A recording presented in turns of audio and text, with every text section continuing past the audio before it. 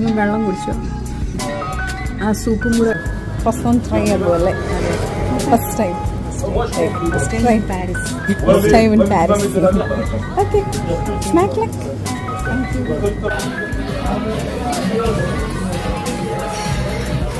Thank you. അമ്മ opera കഴിക്കുന്നോ? With hot chocolate, നല്ല തിക്ക് ഹോട്ട് ചോക്ലേറ്റ്. ഇതെവിടെയാണ് നമ്മളിപ്പോൾ അമ്മ? Gallery Lafayette food court, government store.